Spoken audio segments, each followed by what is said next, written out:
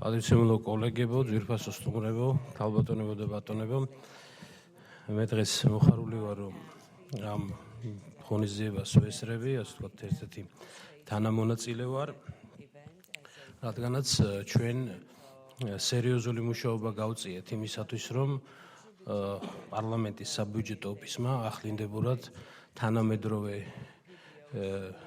დონის შესაძლებლობებით, კადრებით დაიწყოს მუშაობა საქართველოს პარლამენტისათვის და ზოგადად არა მარტო საქართველოს პარლამენტისათვის მისი ინფორმაციები იქნება ხელმისაწვდომი ყველასათვის. მე მინდა მოკლედ გითხრათ, ალბათ საინტერესო იქნება ბატონი დავითი შეეხო იმ პერიოდს, როცა დაარსდა ეს 1997 წელს, მე მინდა გითხრათ მორიდებით, რომ ერთ-ერთი თანადამაარსებელი ვიყავი ამ ოფისის, მაშინ კომიტეტის თავმჯდომარე გახდით, ოღონდ სხვა კომიტეტის, ეკონომიკური პოლიტიკის და რეფორმების და ისტორია გახდათ ასეთი, რომ ჩვენ მაშინდელმა პარლამენტის ხელმძღვანელობამ და პარლამენტის თავმჯდომარის სურაბ ჟვანიას ხელმძღვანელობით 96-ში და მე 97-ში პირველი, ასე ვთქვათ, ვიზიტები განვახორციელეთ, რამდენიმე ადამიანი ვიყავით დელეგაციაში ამერიკის შეერთებულ შტატებში.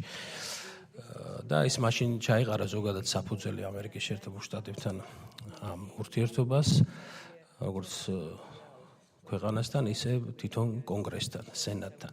და ჩვენ მაშინ ნახეთ და საკმაოდ ახლოს გაგვაცნეს და გავეცანით, თუ როგორ მუშაობდა იქ კონგრესის საბიუჯეტო ოფისი. საკმაოდ ძლიერი ორგანიზაცია, ახლა ჩვენ ცხადია ვერც მასშტაბებით ვერ შევედრებით, მაგრამ არსი რაც იყო. და იქიდან წამოვიდა ეს იდეა, რომ იქნებ ჩვენ რაღაც ამდაგვარი შეგვექმნა საქართველოს პარლამენტში. და აი 1997 წელს სწორედ მაშინ დაარსდა საბიუჯეტო ოფისი, უკვე თითქმის 17 წელი გავიდა, 18. და მინდა გითხრათ, რომ თავიდანვე ეს რეფორმირება რომელცა დაიწყო, გარკვეულ რამდენიმე წლის შემდგომ საკმაოდ კარგ რეზულტატებს მიაღწია და გარკვეული დამოუკიდებლობა ნამდვილად ჰქონდა ამ ოფისს. და შესაბამისად იწერებოდა უკვე გარკვეული სამეცნიერო კვლევები კეთდებოდა, დასკვნები კეთდებოდა და ვისაც ახსოვს საკმაოდ გამოყენებადი, ასე ვთქვათ, ნაშრომები იყო იქ წარმოდგენილი, მაგრამ შემდგომში ბოლო 10 წლის განმავლობაში პრაქტიკულად ეს ასეთ შემოქმედებითი საქმიანობა საერთოდ დასრულდა და მინდა გითხრათ, რომ ეხლა მე მის როცა მოვედი ვესაუბრე საბიუჯეტო ოფისის წევრებს, ხელმძღვანელობას, როცა ახალი პარლამენტი იყო არჩეული და ყოველთვის საბიუჯეტო ოფისი თითქმის ყოველთვის იყო ასოცირებული საფინანსო საბიუჯეტო კომიტეტთან პირველ რიგში და საფინანსო საბიუჯეტო კომიტეტის მეშვეობით ხდებოდა, ასე ვთქვათ, მისი ფუნქციონირება. სურათი აქ ძალიან კარგი ადამიანები და კვალიფიციური ადამიანები მუშაობდნენ, მაგრამ მათ პირდაპირ მითხრეს, რომ მათ ბოლო წლებში პირდაპირ მითითებები ჰქონდათ, რომ არანაირი ალტერნატიული იდეები ან მოსაზრებები დაედოთ ან კვლევა ჩაეტარებინათ, იმიტომ რომ ეს მიუღებელი იყო წინა ხელისუფლებისათვის. რაც საერთოდ ჯამში საბიუჯეტო ოფისის არსის და მისი შექმნის საწინააღმდეგო არის ეს, იმიტომ რომ პირველ რიგში საბიუჯეტო ოფისი უნდა იყოს ტრანსპარენტული, შემფასებელი, დასკვნებით, მოსაზრებებით და ასე შემდეგ. სწორედ ამიტომ მე ვესაუბრე ბატონ დავითს და უთხარი, რომ ჩვენ აუცილებლად უნდა დავიწყოთ მისი რეფორმირება. და ყველაზე პირველი და მთავარი მხარდამჭერი ბატონი დავით უსუფაშვილი გახლავთ, ვინც ამ რეფორმებს რეალურად სათავეში ჩაუდგა და ასე კონკრეტულ ამოცანებს უკვე მე წვითავდი და უღრმესი მადლობა GIZ-ის, გერმანიის დახმარების სააგენტოს, რომელიც ჩვენი ასე ვთქვათ ყველაზე აქტიური მხარდამჭერი იყო და ვისთანაც ერთად პირველ რიგში თანამშრომლობდი და უდიდესი მხარდაჭერა გაგვიწიეს, რომ დღეს ჩვენ აი ასეთ მდგომარეობაში ვართ, რომ შეგვიძლია უკვე რეალურად ვისაუბროთ დამოუკიდებელ საბიუჯეტო ოფისზე.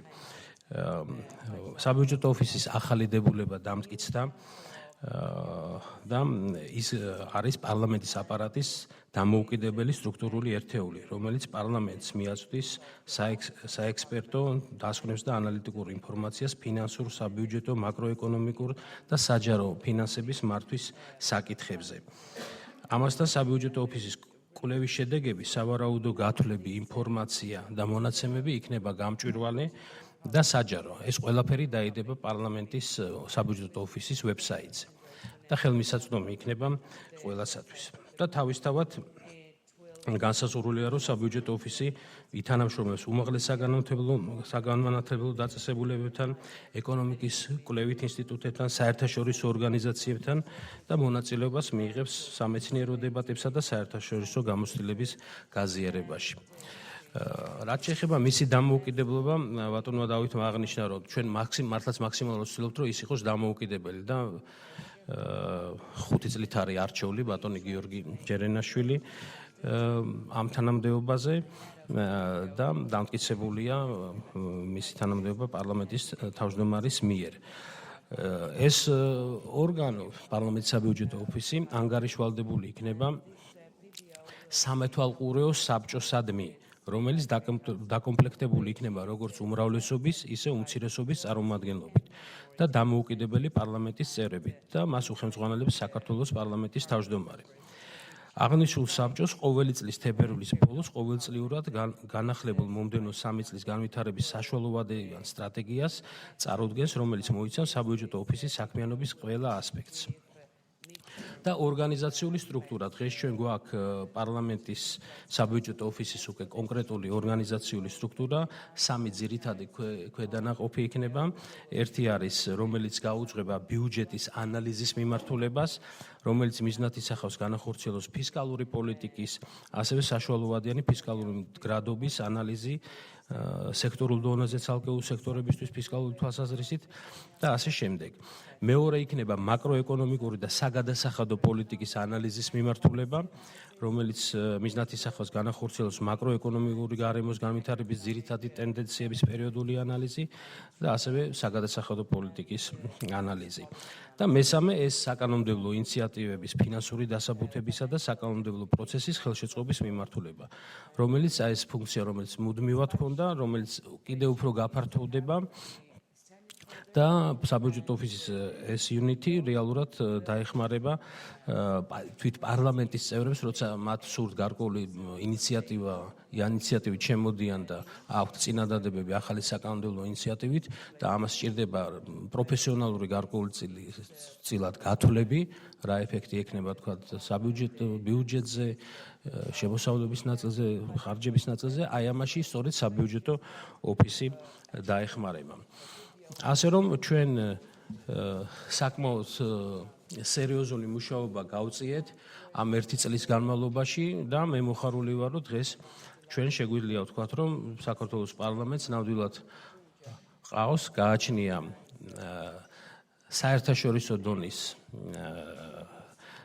საბიუჯეტო ოფისი, რომელიც ცხადია და ვიმედოვნებთ, რომ კიდევ ჩვენ ვიმედოვნებთ, რომ ეს ესეა და დარწმუნებული რომ ბატონი გიორგი ჯერენაშვილის ხელმძღვანელობით ამას თქვენ უახლოეს პერიოდში კიდევ ერთხელ დარწმუნდებით, რომ ეს ნამდვილად ესეა, რომ იმ ყოფილ საბჭოთა კავშირის, არა მარტო ყოფილ საბჭოთა კავშირის ქვეყნების სივრცეში, არამედ თვითონ აღმოსავლეთ ევროპის ქვეყნების სივრცეშიც ეს ჩვენ გვინდა, რომ ეს ოფისი იყოს ერთ-ერთი საუკეთესო ამ ჩვენს რეგიონში, დიდ რეგიონში. დიდი მადლობა და მე ბატონ გიორგის უსურვებს წარმატებებს ამ საქმიანობაში. დიდი მადლობა ბატონო დავით. ეხლა ვთხოვ